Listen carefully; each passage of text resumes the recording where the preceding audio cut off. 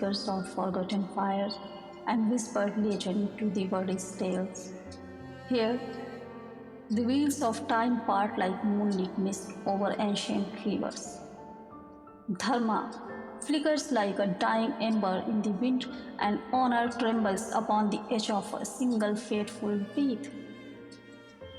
Tonight, we glide into the opulent heart of Hastinapura, a vast sabha aglow with polished ivory pillars rising like silent sentinels.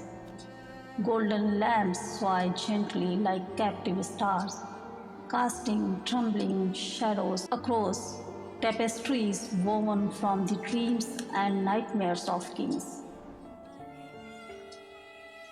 Incense curls upward in languid spirals heavy with sandalwood and the bitter scent of unspoken betrayal. The air thums with the low murmur of courtiers, the clink of jeweled ornaments, and the fateful, relentless rattle of dice upon lacquered wood.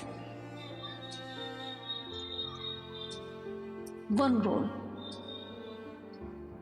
one cunning poison throw.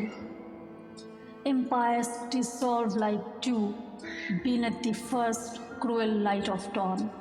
In that glittering hall, Yudhishthira, bound by his word, gambled away everything: kingdom, brothers, himself, and at last his queen Draupadi. Dragged by her blade into the center of the assembly, still clad in but a single garment, she stood defiant before the silent elders, Bhishma, Drona, Vidura, and the triumphant Kauravas. Dushasan seized the edge of her sari and pulled with savage intent. She clutched the cloth to her chest and cried out, Govinda, Krishna, save me! By divine grace, the fabric stretched endlessly, miracle upon miracle. Yet, the attempt to dishonor her scorched the soul of the age forever.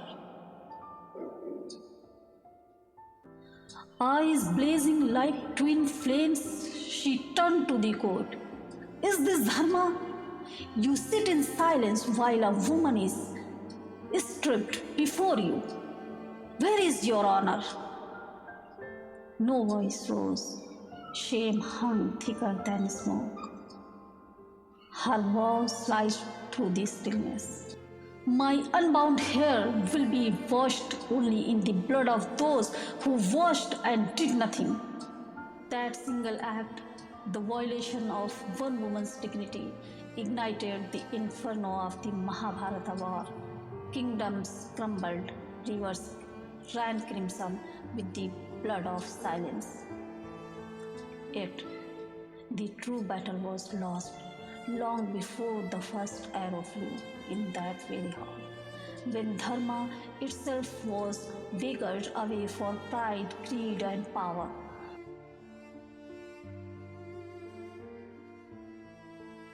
For nothing, no throne, no vow of silence, no fleeting glory is greater than the honor and pride of a woman wronged.